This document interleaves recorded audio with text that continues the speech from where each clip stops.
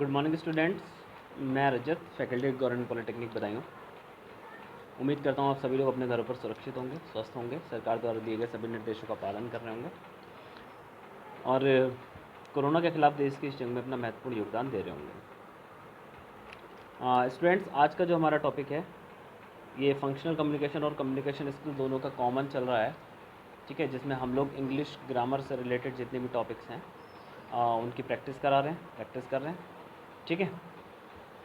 तो आज का जो टॉपिक है वो पिछले वाले से रिलेटेड है, पीछे से हम इसकी प्रैक्टिस करते चले आ रहे हैं और आगे की तरफ चल रहे हैं। तो उसी को अगर आपने ये वाले पिछले वीडियोस नहीं देखें तो पहले आप पिछले वीडियोस देखें। पिछले वीडियोस देखने से आपको काफ़ी कुछ क्लियर होगा, उसके बाद आप ये वीडियोस देखें, ठीक है। चलिए, तो आज के प्रैक्टिस सेशन में हम लोग fill in the blanks multiple type questions कर रहे थे, जिसमें एक फिल इन द ब्लैंक्स दिया होता है और आपको 4 से 5 ऑप्शन दिए होते हैं, ठीक है। उनमें से आपको एक चूज़ करना होता है। इसी टाइप से कुछ आपका पेपर बनने की संभावना है, ठीक है। तो आप इसको करिए। आज अभी जो पहला क्वेश्चन है आप इसको पढ़िए पहले ध्यान से। पहला क्वेश्चन है English dash all over the world. English dash all over the world. तो यहाँ तो हमें समझ में आ रहा है कि इंग्लिश क्या है, बोली जाती है। कहाँ बोली जाती है? पूरी दुनिया में। तो इसके लिए हम क्या यूज़ करेंगे, ठीक है। इसके लिए हम क्या यूज़ करेंगे?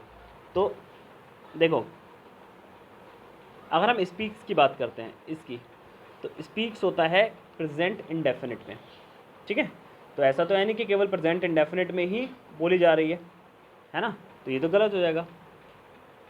Is speak, English is speak all over the world, ये भी गलत हो गया बेटा। English is speaking all over the world, पूरा दुनिया इंग्लिश बोल रहा है, ऐसा भी नहीं है ना। तो क्या हो जाएगा सही हमारा? English is spoken all over the world. English जो है वो पूरी दुनिया में बोली जाती है, ठीक है। देखिए इसका option spoken is the right answer. Next देखते हैं। गर्ल्स हैव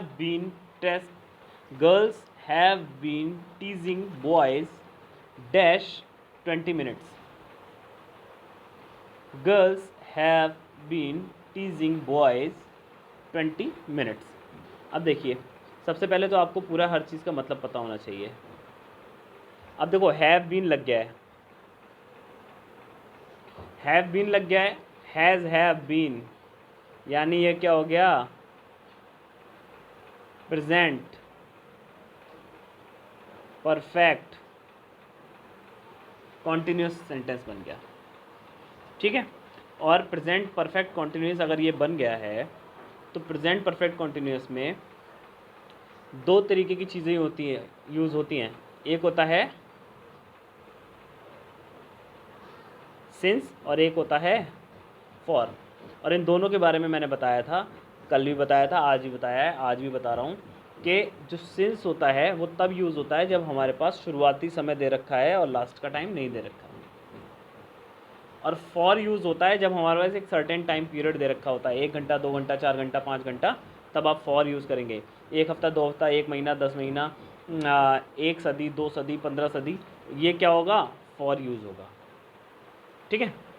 लेकिन अगर सिंस की बात करें तो हमारे पास शुरुआती समय होना चाहिए, बचपन से, परसों से, कल से, 15 दिन से, 20 दिन से, 1 महीने से, 2 महीने से, 2 हफ्ते से, अगर इस तरीके की चीज़ दे रहा है, ठीक है, 2 हफ्ते पहले से, या कोई तारीख दे दी है कि 16 तारीख से, 15 तारीख से, तब वहाँ पे क्या होगा? सिंस का यूज़ होगा, ठीक है। तो आपको क्लियर हो जाना चाहिए कि सिंस और फॉर का यूज़ कहाँ होता है। तो आप देखिए यहाँ पर क्या हो रहा है, आपने ये देख करके पहचान लिया कि यहाँ पे हैव बीन टीजिंग आ रहा है,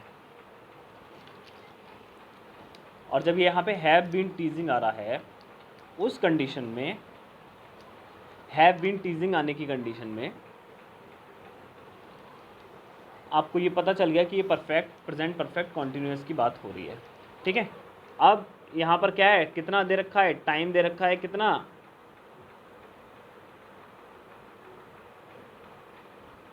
20 मिनट्स।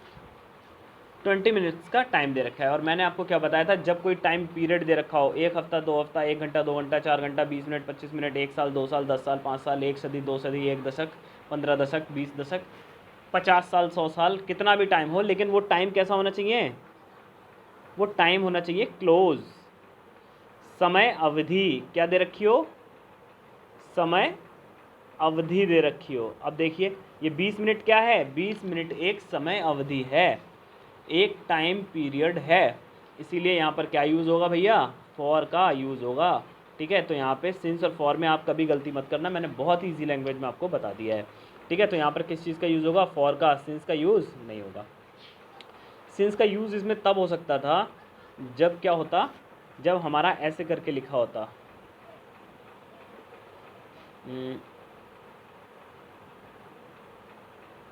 मंडे, ठीक है, मंडे करके लिखा होता, तब आप यहाँ लिखते क्या, सिंस मंडे। क्यों, मंडे से लेके अब तक शुरुआती टाइम दे रखा है ना, या सिंस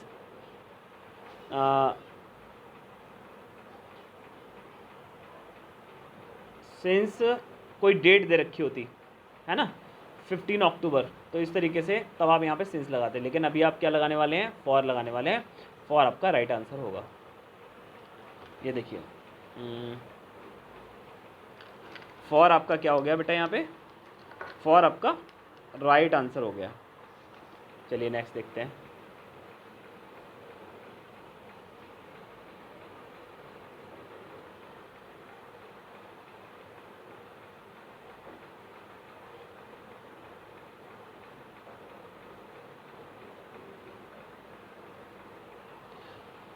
अब आता है God has been distributing wisdom among the people many years. अब देखो मैनी ईयर्स, मैनी ईयर्स, अब आप खुद दिमाग लगा के बताइए कि मैनी ईयर्स एक टाइम पीरियड है, समय अवधि है, या कोई शुरुआती समय है। तो आपको खुद पता चल रहा होगा, बहुत वर्ष, और बहुत वर्ष कितने भी हो सकते हैं, लेकिन वो एक समय अवधि है। यानी मैनी ईयर्स क्या हो गया बेटा, एक समय अवधि हो गई। ठीक है, और ये समय अवधि आपको क्या बताती है कि आपको क्या लगाना होगा, समय अवधि आपको क्या बताती है, आपको क्या लगाना होगा,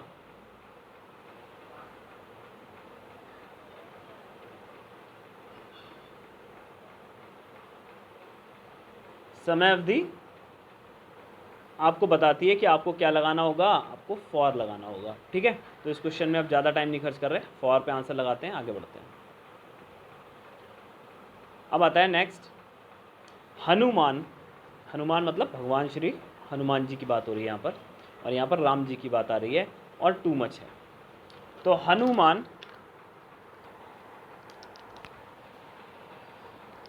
Hanuman dash Ram too much. तो हनुमान यहाँ पे लगा के देखो, हैड राम टू मच, ये तो मतलब ही नहीं होता।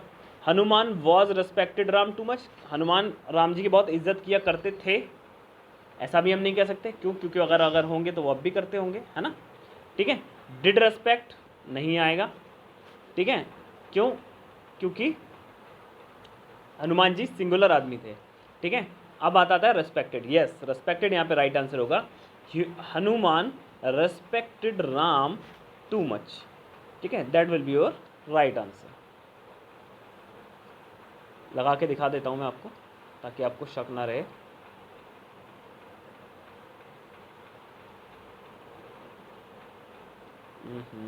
यस, रेस्पेक्टेड आपका सही आंसर है।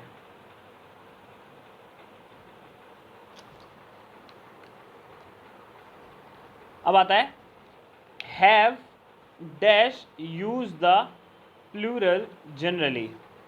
Have dash use the plural generally. यहाँ पे आप याद रखिएगा, हैव को इन्वर्टेड कॉमा में बंद कर दिया गया है। ये देखिए, हैव को कॉमा के अंदर बंद कर दिया है, हैव एक अलग चीज़ हो गई है। ठीक है, अब आता है used with plural generally. Have को प्लूरल के साथ में जनरली यूज़ करते हैं, तो यहाँ पर क्या आ जाएगा बेटा, इज़ यहाँ पर आएगा। हैव इज़ यूज्ड, क्यों, क्योंकि हैव क्या है, एक सिंगुलर शब्द है ना, एक सिंगुलर शब्द है, तो हैव इज़ यूज्ड आएगा। ठीक है, चलिए देखिए, have is used with plural generally. Next देखते हैं, हैव यू एवर ताजमहल। तो have you ever see the Taj Mahal. बेटा देखो, हैव यू एवर जहाँ पे लिखा हुआ आता है,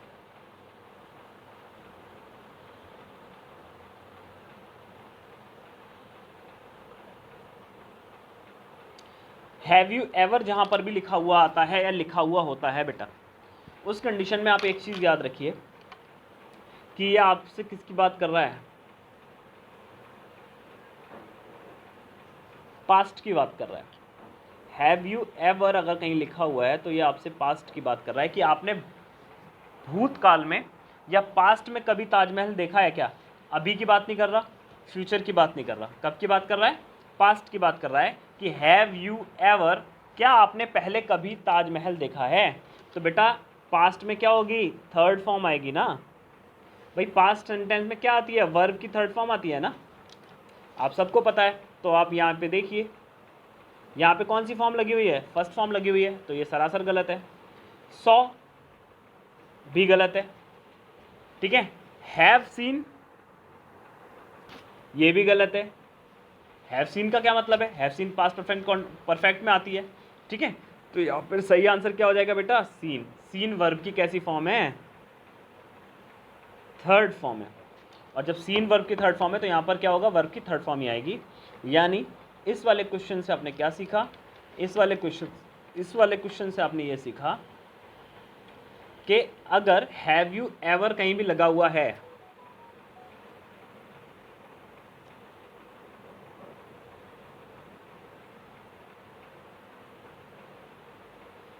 हैव यू एवर कहीं भी लगा हुआ आपको दिखाई दे रहा है, उस कंडीशन में आपको क्या समझना है कि जो राइटर है या जो क्वेश्चन पूछने वाला है, क्वेश्चनर है, जो क्वेश्चन कर रहा है वो आपसे बात कर रहा है किसकी बेटा,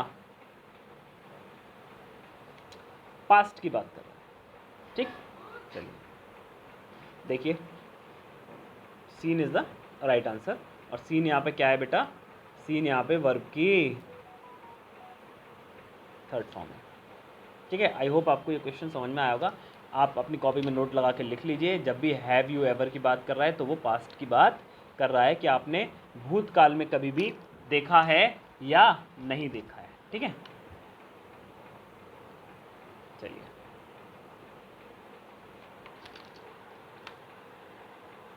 अब बात आती है,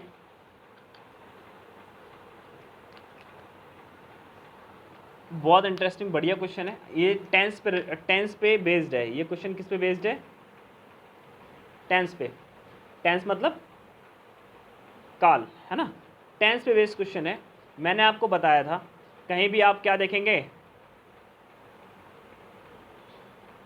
सिंस प्लस टाइम देखेंगे या फॉर प्लस टाइम देखेंगे, देन आपको ये समझना है कि ये सेंटेंस कैसा है बेटा, परफेक्ट कॉन्टिन्यूस है। कैसा है, परफेक्ट कॉन्टिन्यूस कैटेगरी का है, ओके। कौन सी कैटेगरी, परफेक्ट कॉन्टिन्यूस कैटेगरी का है। इट मीन्स, इस बात का मतलब क्या है, इस बात का मतलब ये है कि वहाँ पर क्या कर रहा है, किसी टाइम पीरियड के बारे में बात कर रहा है। और ऐसा टाइम पीरियड के बारे में बात कब करता है, जब वो परफेक्ट कॉन्टिन्यूस टाइप की बात कर रहा हो। तो वहाँ पर क्या होता है, परफेक्ट कॉन्टिन्यूस का फार्मूला क्या होता है, परफेक्ट कॉन्टिन्यूस का फार्मूला मैंने आपको बताया था, subject plus has, have, been, verb की फर्स्ट फॉर्म में ING plus has, have, been plus verb की थर्ड फॉर्म में आईएनजी, सिंस, फॉर, है ना, फिर टाइम।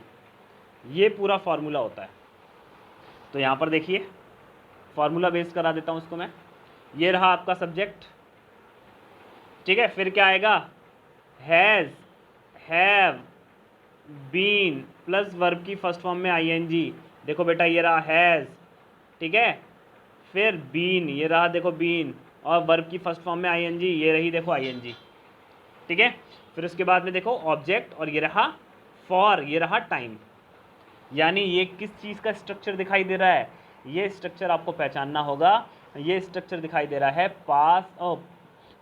पास्ट परफेक्ट कॉन्टिन्यूस का, ठीक है। सॉरी, परफेक्ट कॉन्टिन्यूस का, ठीक है। तो परफेक्ट कॉन्टिन्यूस में आपका ये वाला एज एन फार्मूला और स्ट्रक्चर को देखते हुए ये वाला हमारा सही हो जाएगा, ठीक है। उम्मीद है आपको समझ में आया होगा, नहीं आया तो आप कमेंट बॉक्स में लिखिएगा, इसका मैं किसी तरीके का नोट्स वगैरह आपको प्रोवाइड करा दूँगा, ओके। चलिए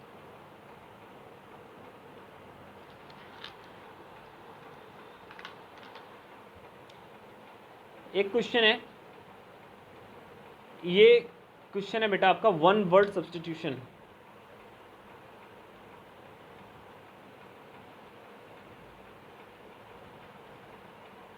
वन वर्ड सब्स्टिट्यूशन नाम का एक टॉपिक आता है जिसमें बहुत किसी एक लाइन को बोल देते हैं, जैसे मान लो क्रिकेट मैच खेलने वाला, उसको क्या बोलेंगे? क्रिकेटर, है ना। ऐसे ही सरहद पर लड़ने वाला सैनिक, है ना। देश की रक्षा करने वाला सैनिक, पढ़ाने वाला टीचर, है ना। चिकित्सा करने वाला चिकित्सक। तो क्या है चिकित्सा करने वाला, ये 4 शब्द हैं। इन 4 शब्दों का एक शब्द में अगर हम बोलें तो क्या हो जाएगा? चिकित्सक या डॉक्टर। यानी बहुत सारे शब्दों का मिला करके अगर हम कोई एक शब्द में उसको एक्सप्लेन कर दें, that is called one word substitution, है ना। और ये वाला जो क्वेश्चन आपको दे रखा है सामने, ये वन वर्ड सब्स्टिट्यूशन का ही एक एग्जाम्पल है।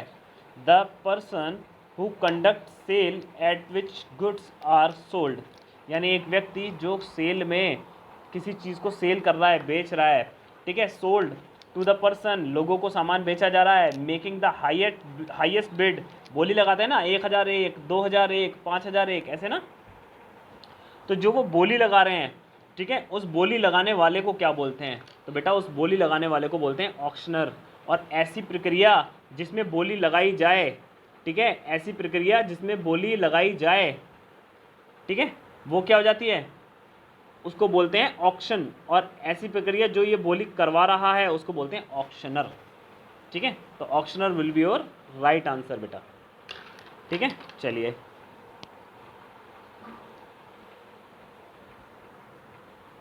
नेक्स्ट देखते हैं।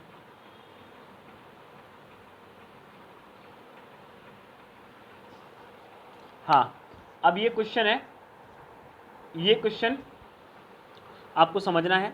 इसमें बहुत इम्पॉर्टेंट एक बात है जो आपको समझनी चाहिए, वो ये है कि ये जो सेंटेंस हैं ये वाले हैं इच्छा वाले सेंटेंस। क्या दिखाते हैं?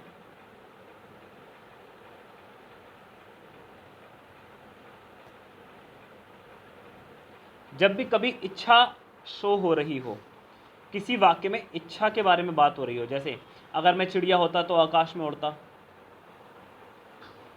है ना।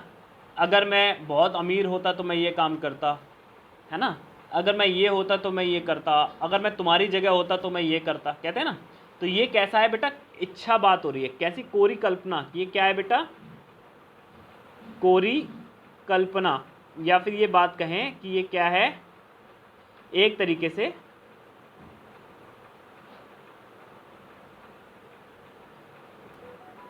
से ये बेटा कल्पना है, ठीक है। तो अगर ये कल्पना वाला कोई सेंटेंस आता है तो वहां पे आई के साथ में क्या आता है? वर आता है, ठीक है। आई के साथ में क्या आएगा? आई के साथ में वर आएगा, ठीक है। जैसे अगर मैं चिड़िया होता तो आकाश में उड़ता, if I were bird I will fly, या I would fly in the sky. अगर मैं चिड़िया होता तो मैं स्काई में, आसमान में उड़ता, ठीक है। तो यहाँ पे भी इसी तरीके की बात हो रही है, ठीक है। यहाँ पे भी इसी तरीके की बात हो रही है कि अगर मैं तुम्हारी जगह होता, इफ़ आई वर, अगर मैं तुम्हारी जगह होता, I would not lose temper, मैं अपना टेम्पर, अपना संयम नहीं खोता, ठीक है। तो यहाँ पे क्या बात हो रही है? इच्छा वाली बात हो रही है, क्योंकि वो उसकी जगह है तो है नहीं, बस वो कह रहा है कि अगर मैं तुम्हारी जगह होता तो मैं अपना टेम्पर लूज़ नहीं करता, मैं अपना टेम्पर लूज़ नहीं करता, या मैं अपना संतुलन नहीं खोता, है ना। इस तरीके की बात कर रहा है। चलिए नेक्स्ट देखते हैं।